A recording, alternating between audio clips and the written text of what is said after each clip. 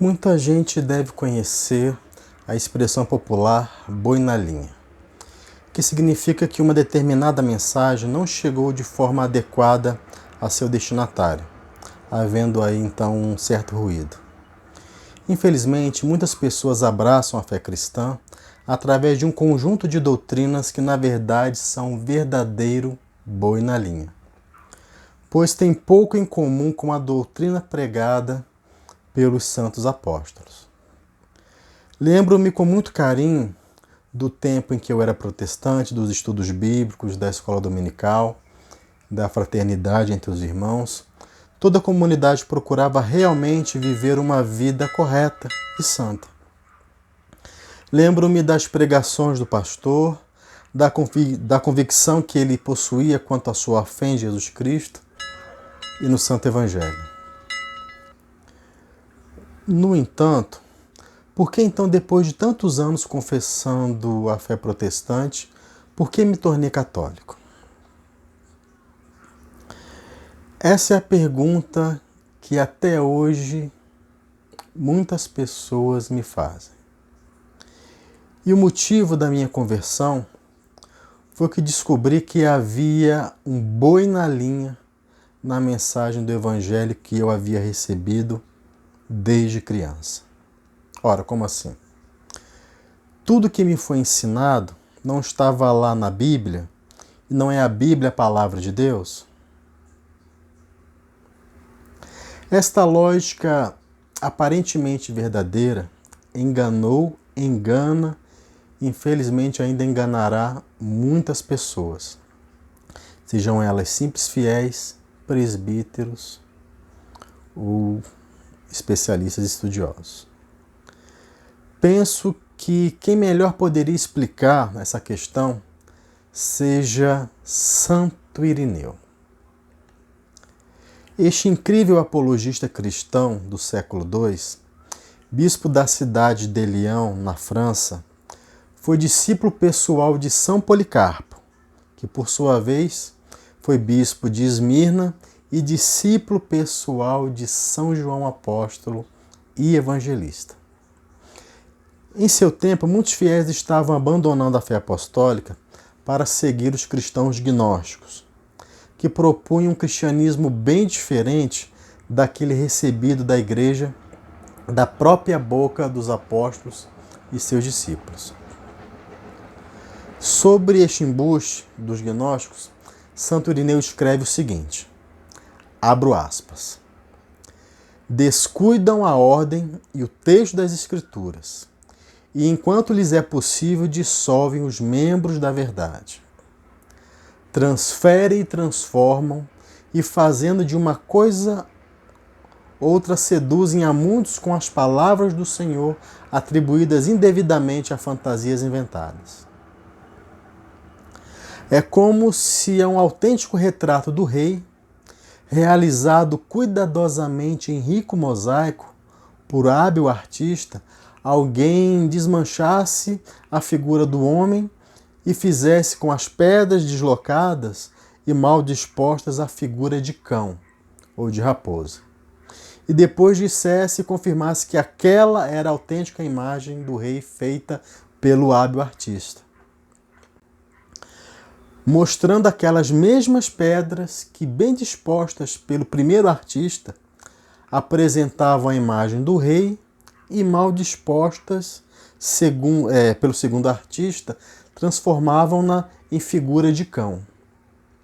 E pelo brilho das pedras enganam os simples, que não conhecem o aspecto do rei, e os convencem que a ridícula imagem da raposa é o autêntico retrato do rei.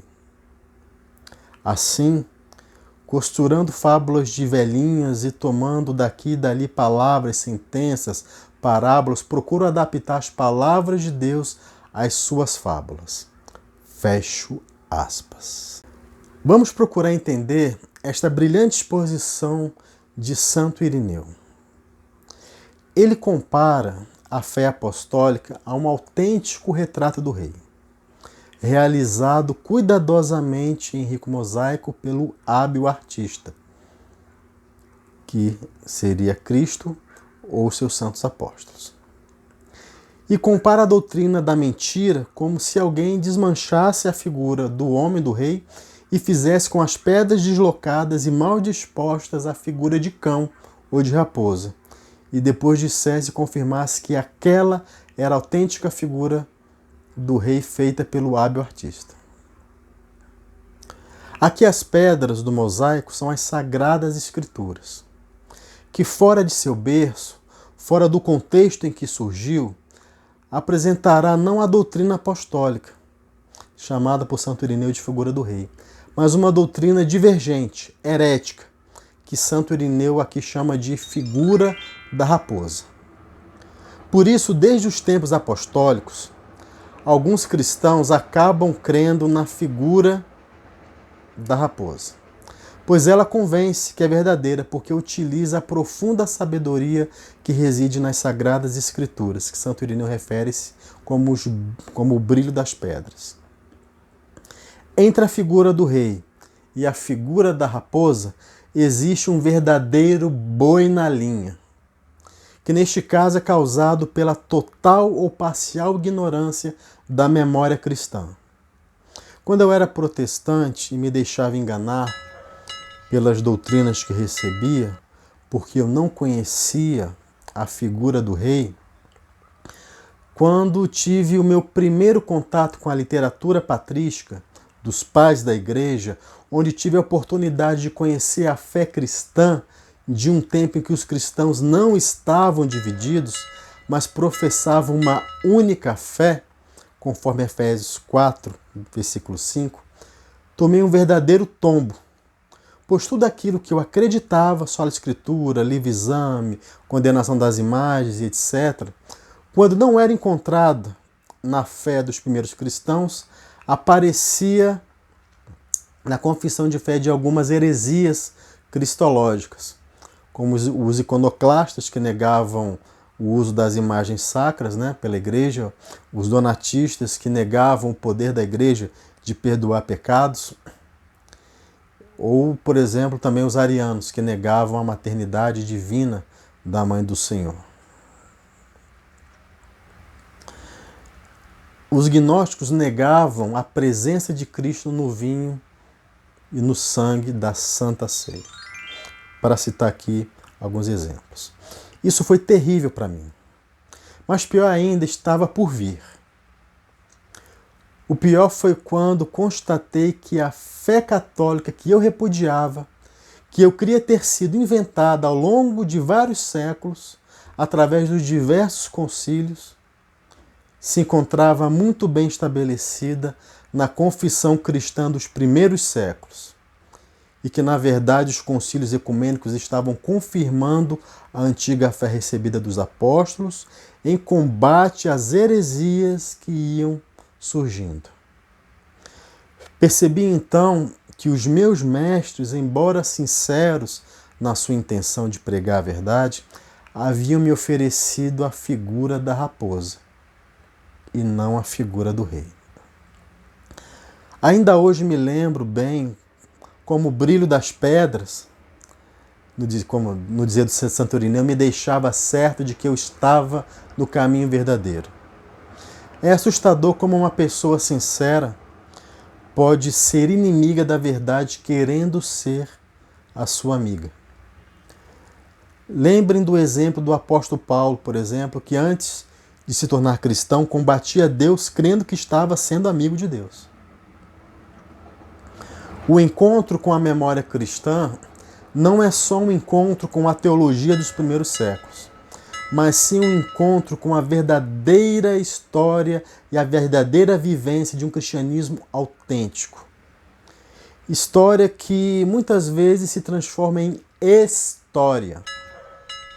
Tal é o grau de distorção e acréscimo das mentiras que nós encontramos por aí. Infelizmente, o desconhecimento da figura do rei não é só uma desvantagem só de protestantes.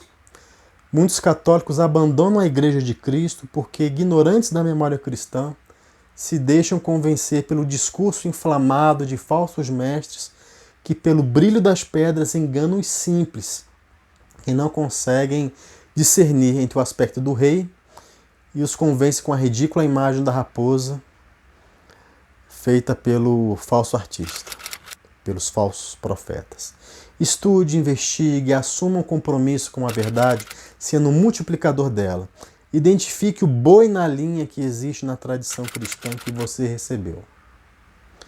Fiquemos mais uma vez com as palavras de Santo Irineu, que foi muito próximo dos apóstolos.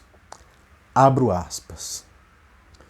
O erro, com efeito, não se mostra tal como ele é, para não ficar evidente quando se descobre.